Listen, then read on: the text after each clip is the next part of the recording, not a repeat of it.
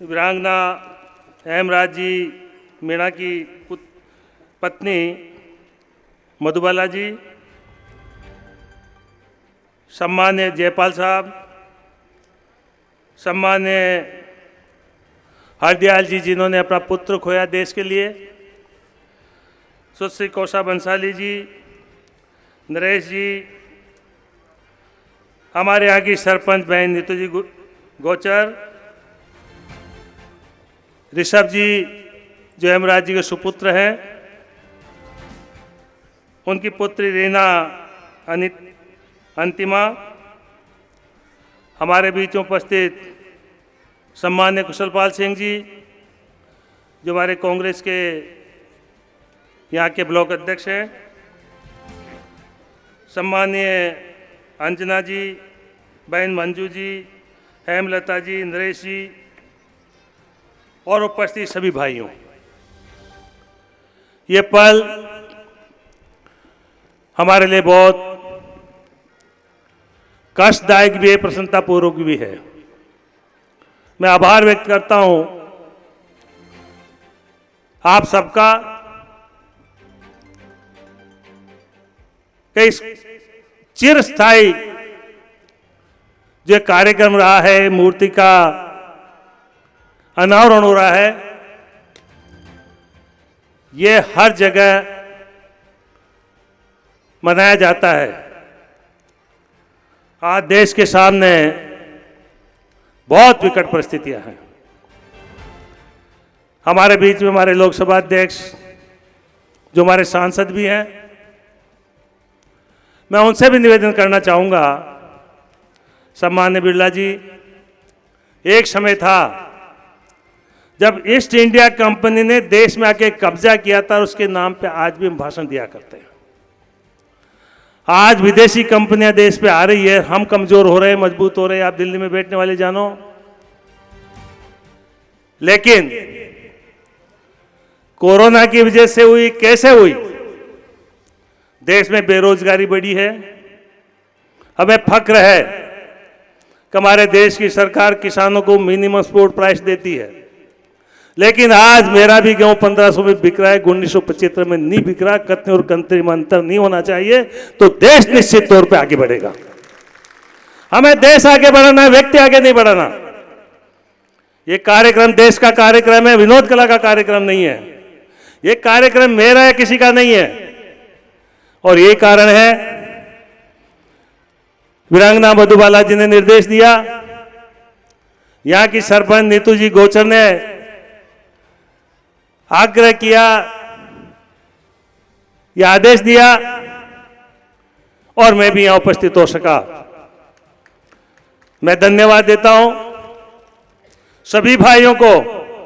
इस कार्यक्रम को आपने पार्टी लेवल से ऊंचा उठा करके देश के हित में, देश के हक में, देश पे शहीद होने वालों के लिए आप इस कार्यक्रम को न्यौछावर कर रहे हैं। मैं अधिक नहीं करना चाहूंगा इस समय। मेरा आज बहुत इंपॉर्टेंट मीटिंग है, क्योंकि क्षेत्र के विकास की बात होती है। आप बहुत अच्छे पद पे बैठे हैं, क्या पैकेज देते हैं मैं इसके बारे में नहीं जानता। भारत सरकार क्या देती है, राज्य सरकार क्या देती है, देश का प्रधानमंत्री नरेंद्र मोदी, मैंने वोट दिया नहीं, हमारे देश का प्रधानमंत्री, मैं गर्व है कि हमारे देश में प्रधानमंत्री। राजस्थान का मुख्यमंत्री अशोक गहलोत है, उसके पक्ष में मैं हूं या नहीं हूं, हमारे देश का मुख्यमंत्री है। बिरला साहब, आज आप हमारे सम्मानीय लोकसभा अध्यक्ष हैं और हम सब जिलों को, कोटा संभाग कोई नहीं, पूरे राजस्थान को गर्व है।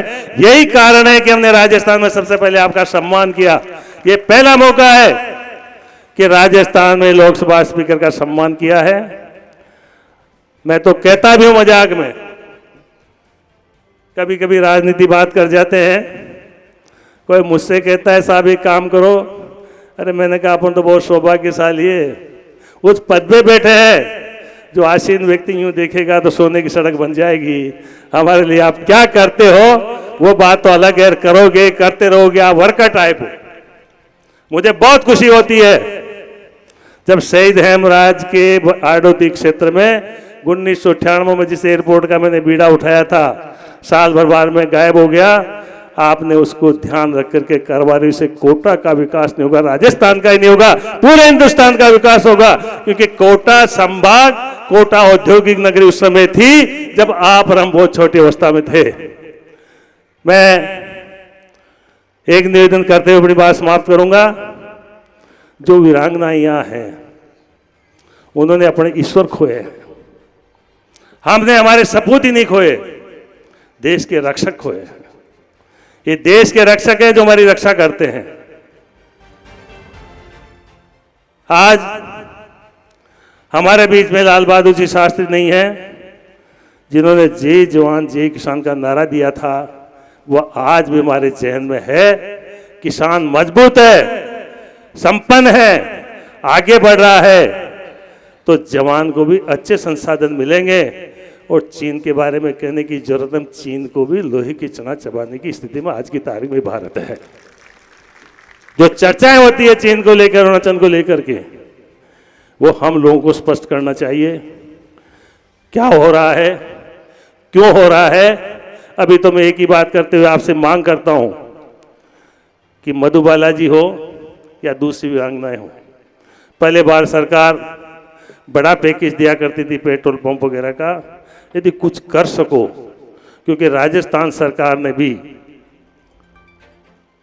स्वतंत्रता सेनानियों की पेंशन बढ़ाई है, भारत सरकार भी, आपका हमारा सबका टैक्स पैसा है, राज्य सरकार कुछ करती तो हमारे टैक्स का पैसा है, भारत सरकार कुछ करती तो हमारे टैक्स का पैसा है। इनके लिए जितना कर सको, और चूंकि आप सहृदय हो, आपने रमनेश कोटा की गली में बहुत संघर्ष किया है, उस संघर्ष से आप उभरे हो, आप स्थिति जानते हो, परिस्थितियां जानते हो, परेशानियां जानते हो, और इस क्षेत्र के लिए नहीं, उस घर की स्थिति को हम जानते हैं, जिस घर में वीरांगना किस तरह से आंसू बहा करके अपने परिवार के साथ जीवन जिएगी, छोटे छोटे बच्चों को कैसे पालेगी, कैसे आगे बढ़ेगी।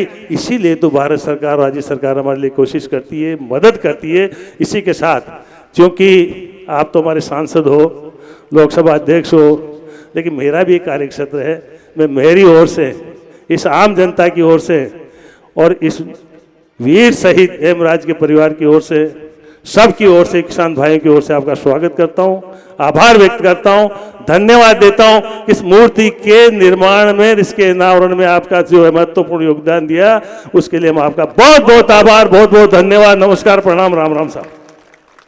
हाड़ौती की खबरों से हर समय अपडेट रहने के लिए YouTube पर सब्सक्राइब करें हाड़ौती न्यूज़ और प्रेस करें बेल आइकन को।